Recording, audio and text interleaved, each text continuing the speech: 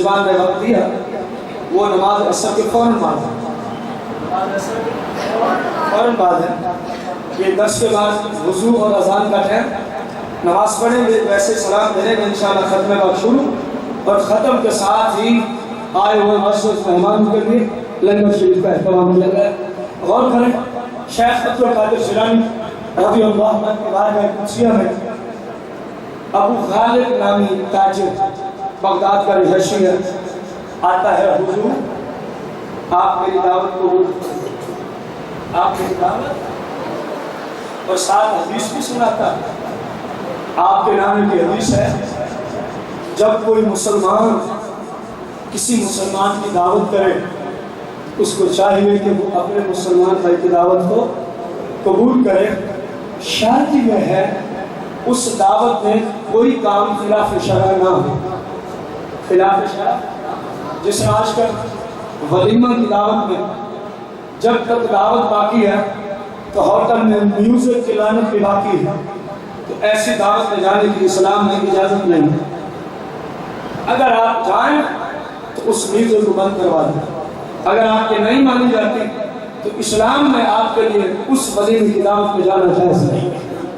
مسلمان کی دعوت قبول کرنے کا حکم تب ہے جب اس کی دعوت کے قبول کرنے میں کوئی شریعت کے خلاف ورزی نہ ہو۔ کہنے لگا یہ آپ کے نام کی حدیث ہے جب مسلمان دعوت کرے تو دعوت کو قبول۔ سرکار بغداد نے راستے کی دعوت فرمایا ٹھیک ہے، تھوڑی دیر کے بعد سر انور اٹھاتے ہیں، فرمایا چلو اجازت مل گئی ہے چلتے ہیں۔ انہوں نے کہ حدیث سنا رہے ہیں سرکار بغداد ڈائریکٹ نام سے پوچھ رہے تھے یا سنو ہو اجازت تو چلے جائیں، فرمایا چلے جاؤ۔ اب ابو غالب کے نام گھر جب غوث پاک پہنچتے ہیں تو بڑے شیوخ فقہا صوفی درویش حقیقی سچے ولی ایک مجمع ہے جو بیٹھے ہیں، کھانے لگے ہوئے ہیں، دسترخوان بچھا ہوا ہے، یوں لگتا ہے کہ کسی کے انتظار میں ہے۔ سرکار بغداد جب آتے ہیں تو آپ کھانے کی طرف نہیں جاتے بلکہ ان لوگوں کے سامنے جہاں لوگ شروع ہو رہے تھے اس طرف ایک ٹوکرا موجود ہے۔ سرکار بغداد نے آگے جاتے ہوئے اس ٹوکرے کے قریب پہنچے، شہنشاہ بغداد نے فرمایا اس ٹوکرے میں ایک بچہ ہے، لڑکا ہے، نوجوان ہے جو لولا ہے، لنگڑا ہے، نبینا ہے، اپاہج ہے، حالانکہ ٹوکرا بند ہے، حالانکہ ٹوکرا بند ہے۔ لوگوں کے نزدیک تو نبی کو نہیں پتہ چلتا دیوار کے باہر کیا ہے، اور مسلمان کے نزدیک نبی کے غلام کو بھی پتہ چلتا ہے بند ٹوکرے میں کیا کچھ رکھا ہوا۔ سرکار بغداد نے فرمایا لوگوں اس ٹوکرے میں ابو غالب کا بیٹا جو میری دعوت کر کے مجھے یہاں لے آیا، یہ لولا ہے، لنگڑا ہے، نبینا ہے، گنگا ہے، بہرا ہے۔ فرمایا اب اس ٹوکرے کو کھولو تاکہ مجمع والے دیکھیں تو ہم نے کہا وہی ہے۔ ٹوکرے کو جب کھولا جاتا ہے اندر سے ابو غالب کا بیٹا نوجوان ہے، انتا ہے، گونگا ہے، بہرا ہے، اپاہج ہے۔ سرکار غوث پاک نے پتہ کیا فرمایا؟ فرمایا وہ لڑکے اٹھ اور چلنا شروع کر دیا، اٹھ اور چلنا۔ بس یہ کلمات نکلنے کی دیر تھی، مجمع نے دیکھا وہی لولا، وہی لنگڑا، وہی اندھا، وہی گونگا، وہی بہرا، وہ چل بھی رہا ہے، دیکھ بھی رہا ہے، بول بھی رہا ہے، سن بھی رہا ہے، پکڑ بھی رہا ہے۔ جب لوگوں نے یہ حالت دیکھی تو ایک حال آئی ہو رہا ہے۔ سرکار بغداد نے وقت کو غنیمت جانا، سواری پہ بیٹھے اور اپنے گھر کی طرف تشریف لے گئے۔ نعرہ تکبیر، نعرہ رسالت، نعرہ حیدری، نعرہ غوثیہ۔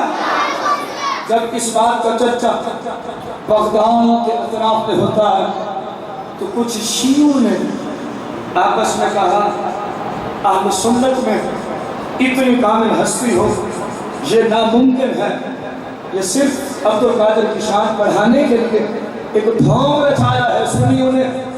اب ان کی پلاننگ سننا. شیعوں نے 2 ٹوکرے، ایک میں صحیح تندرست نوجوان کو بند کر دیا، ایک میں لولہے لنگڑے اپاہج اندھے نبینے کو بند کر دیا. دونوں ٹوکروں کو اوپر سے سیل بند کر کے اب یہ پلاننگ ہے، یہ منصوبہ ہے کہ سرکار بغداد کے مدرسے میں جائیں گے اور پوچھیں گے بتاؤ اس ٹوکرے والے کی صحت کیسی ہے، اس ٹوکرے والے کی صحت کیسی ہے. انہیں پتہ نہیں چلے گا، معاذ اللہ ان کی بےزتی کریں گے. یہ منصوبہ اب چلے یہ انہیں کیا پتا کہ تم کہتے ہو انہیں اس کا نہیں پتا چلے گا، انہیں تو تمہارے اس منصوبے کا بھی پتا چلا ہوا. یہ چلتے ہیں شیعہ رافضی 2 ٹوکرے اٹھائے، ایک پورا گروہ ہے. جب سرکار بغداد کے مدرسے میں انٹر ہوتے ہیں، داخل ہوتے ہیں، تو سرکار بغداد تو دین کا لیکچر درس کر رہے تھے، آپ نے چھوڑ دیا، آپ جلال میں آتے ہوئے کھڑے ہو جاتے ہیں. فرمایا تم ہو جو کہتے ہو سنیوں نے ڈھانپ رچا رکھا ہے، تم نے فلاں فلاں جگہ بیٹھ کر میرے خلاف منصوبہ تیار کیا ہے، ان ٹوکروں کو یہاں رکھ دو. سرکار مدینہ کا نوکر تمہیں بتائے گا اس ٹوکرے میں کون ہے، اس ٹوکرے میں کون لکھا ہوا ہے. یہ بڑے حیران ہوئے، ہم نے تو کچھ کہا ہی نہیں، ان کو تو پہلے ہی سارا علم ہو گیا ہے، کیونکہ یہ الذین آمنوا وکانوا یتقون والا اللہ کا ولی ہے. یہ قرآن کی روشنی میں اللہ کا نیک بندہ ہے. جب کوئی اللہ کا نیک بندہ بن جاتا ہے، صحیح بخاری کی حدیث میں ہے، اللہ فرماتے ہیں آنکھیں اس بندے کی آنکھوں میں میری قدرت کی طاقت پائی جاتی ہے جن آنکھوں سے قرب و نزدیک و دور کو وہ ایک جیسا ڈوب جاتا ہے. اسی طرح ہاتھ، کان، پاؤں، زبان حدیث قدسی ہے. اب وہ کیا منصوبہ بنا کے آئے؟ سرکار بغداد نے فرمایا ٹوکروں کو رکھ دو، کھولنے کی ضرورت نہیں، میں بند ٹوکروں میں بتا دیتا ہوں. اس ٹوکرے میں ایک نوجوان ہے جو بول بھی سکتا ہے، دیکھ بھی سکتا ہے، سن بھی سکتا ہے، چل بھی سکتا ہے، پکڑ بھی سکتا ہے. فرمایا اس ٹوکرے میں ایک نوجوان ہے جو گونگا ہے، بہرا ہے، اندھا ہے، نبینا ہے، اپاہج ہے. فرمایا بیٹا عبدالرزاق، یہ شہنشاہ بغداد کا ایک بیٹے کا نام ہے. فرمایا بیٹا عبدالرزاق ذرا اس ٹوکرے کے قریب آنا، اس کو کھولنا تاکہ اپنی آنکھوں سے دیکھ لے.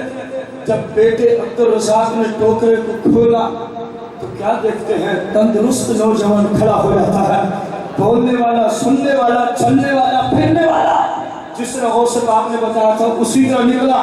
فرمایا وہ لڑکے بیٹھ کر، وہ لڑکے بس اتنی بات کی، وہ گنگا ہو گیا، اندھا ہو گیا، اپاہج ہو گیا، نبینا ہو گیا، گنگا ہو گیا، بیٹھ گیا. فرمایا اس ٹوکرے کو کھولو. جب کھولا تو اندر نوجوان لنگڑا ہے، لولا ہے، اپاہج ہے، گنگا ہے، بہرا ہے، اندھا ہے. فرمایا لڑکے چلنا شروع کر. کیا فرمایا وہ لڑکے چلنا شروع کر. تو جو لفظی صحیح لے کے آئے، ایک تو غیب کی خبر بتائی، دوسرا اس کو مرض میں مبتلا کر دیا، اور جو مریض لے کے آئے فرمایا چل کے تو دکھا. وہ چلنا شروع ہو جاتا ہے، دیکھنا، سننا، بولنا، پکڑنا. اب پورے مجمع پہ ہاتھ تاری ہو جاتا ہے. آئے تو تھے اہل سنت کے ایک ولی کو بدنام کرنے، لیکن جب یہ دیکھتے ہیں تو سارے شیعے سرکار غوث پاک کے قدموں میں گرے ہوئے ہیں اور کہتے ہیں حضور معافی مانگتے ہیں، ہم سے خطا ہو گئی، بھول گئے، خدا ہمیں کلمہ پڑھا کے اہل سنت کے مسلک پہ داخل کروا دیجیے. سرکار بغداد نے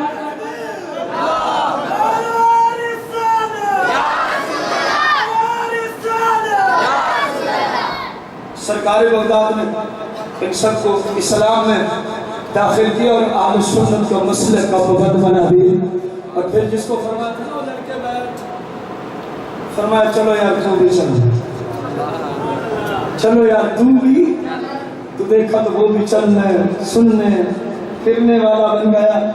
میرے بھائی غور کریں، رسول کریم صلی اللہ علیہ وسلم کے جو حقیقی ورثہ ہے، جو الذین آمنوا وکانوا یتقون کے تحت اللہ کے ولی ہوتے ہیں، پھر اللہ اپنے عطا سے ان کو شان یہ عطا فرما دیتا ہے۔ اب آپ انصاف کرو، آج کے پیر اور قرآن جن کو پیر کہہ رہا ہے کوئی فرق ہے کہ نہیں ہے؟ اور یار اتنی میں نے محنت کی ہے، کم از کم کوئی تصدیق تو کر دو۔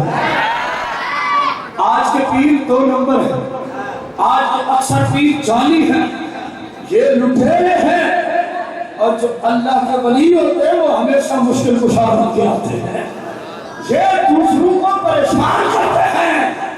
اللہ کا ولی پریشان حالوں کی پریشانی دور کرتا ہے، یہ دوسروں کو لوٹتے ہیں۔ اللہ کا ولی صحیح ہوتا ہے، وہ اللہ کے خزانے آگے تقسیم کرتا ہے، یہ دوسروں کو شریعت سے دور لے جاتے ہیں۔ اگر غوث کی بارگاہ میں کوئی چور آ جائے تو اللہ کا ولی پکڑ کے ایک علاقے میں اللہ کا ولی بنا کے نگران بنا کے دے دیتا ہے۔ رسول کریم کا حقیقی وارث غوث پاک رضی اللہ عنہ کا فرمان سنو، پیر کون ہوتا ہے؟ قال عبد القادر جیلانی رضی اللہ عنہ الشیخ یسقط الشقیہ، او کما قال عبد القادر جیلانی رضی اللہ عنہ۔ میرے بھائی عبد القادر کی زبانی سنو، غوث اعظم کی زبانی سنو کہ پیر کون ہوتا ہے۔ فرمایا الشیخ یسقط الشقیہ، شیخ وہ ہے، پیر وہ ہے، ولی وہ ہے، نیک بندہ وہ ہے، شریعت میں بابا وہ ہے کہ جس کے پاس کوئی مجرم چل کے آ جائے، جب اس کی صحبت سے ہو کے جائے تو رسول اللہ کی شریعت کا پیکر بن کے جاتا ہے۔ کم از کم ہماری زبان پہ اعتماد نہیں تو غوث اعظم کی زبان پہ ہی تو اعتماد کر لو نا، قرآن پہ اعتماد کرو۔ غوث اعظم نے فرمایا پیر وہ ہے جس کی بارگاہ میں گناہگار آئیں تو نیکوکار بن کے جائیں۔ اب بتاؤ ہمارا زمانہ کس قدر پرفتن ہے، کس قدر لٹیرے مسلک اہل سنت کو بدنام کر رہے ہیں۔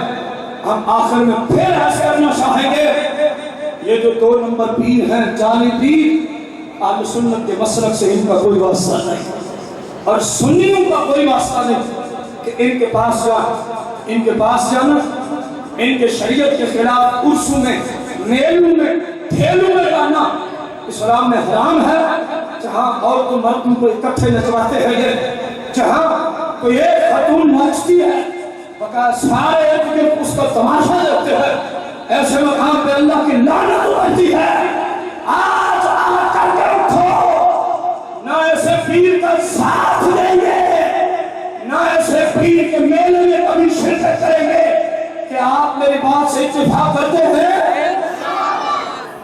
کیونکہ میں کون ہوں؟ یہ تو رسول اللہ کی شریعت کا پیغام ہے، یہ تو سرکار کی شریعت ہے۔ اس پیر کے پاس جاؤ جو اللہ اور اس کے رسول کی شریعت کی خوشبو دیتا ہو، اور وہ ملے گا نہیں، اور وہ بہت کم ہیں ضرور لیکن بہت کم۔ تو میری دعا ہے رب کریم سے جن احباب نے اس مقدس محفل کو سجایا، خصوصاً جس مقدس ہستی کے لیے اس موسیقار کو سجایا گیا، اللہ مولانا امانت علی صاحب رحمۃ اللہ علیہ کے جنت مزید درجات بلند فرمائے۔ ایک سوال آیا ہے، غور سے سننا۔ جب کوئی مرد مر جاتا ہے تو کیا محلے کی عورتیں اس کا منہ دیکھ سکتی ہیں؟ یہ سوال ہے، بڑا اہم سوال ہے معاشرے کی طرف نسبت کرتے ہوئے۔ جب کوئی مرد مر جائے تو اس کو کیا عورت اس کا منہ دیکھ سکتی ہے؟ غور کرنا، جب بھی کوئی مرد مر جائے اس کا چہرہ فقط وہ عورت دیکھ سکتی ہے جس عورت سے اس مرد کا شرع نکاح نہیں ہو سکتا۔ مثلا اس کا باپ، اس کا بیٹا، اس کا حقیقی بھائی. ایک جو دکاندار بہن بنا لیتے ہیں، بہن بھائی کی بات نہیں ہو رہی، معذرت سے آپ تو میری بہن ہے، بھلے عزت لوٹ رہے ہیں، آپ تو میری بہن. وہ بھائی جو ایک ہی باپ اور ماں کے پیٹ سے سلب سے نکلے، بیٹے کو پردہ نہیں، بھائی کو پردہ نہیں، باپ کو پردہ نہیں. غور کریں، شوہر بھی مرنے کے بعد اپنی بیوی کے منہ کو دیکھ سکتا، ہاتھ نہیں لگا سکتا، اس کے چہرے کو دیکھ سکتا، اس کے چہرے کو دیکھ سکتا. یہ جو سارے رشتے دار کھڑے ہو کے عورت کو دیکھ رہے ہوتے ہیں، یا مرد مر جائے تو محلے کی ساری عورتیں اکٹھی ہو کے اس مرد کو دیکھ رہی ہوتی ہیں. یہ گناہ ہے، گناہ. صرف وہ مرد کسی مری ہوئی عورت کو دیکھ سکتا ہے جس کا اس عورت سے نکاح شرم جائز ہی نہیں، یا شوہر دیکھ سکتا ہے. یا اس مرد کو صرف وہ عورت دیکھ سکتی ہے جس مرد سے اس عورت کا شرم نکاح ہو سکتا. اللہ کریم سے دعا ہے مالک ہم سب کو رسول اللہ کی شریعت پہ چلنے کی توفیق عطا فرمائے. آمین بجاہ نبی کریم علیہ الصلوۃ والتسلیم.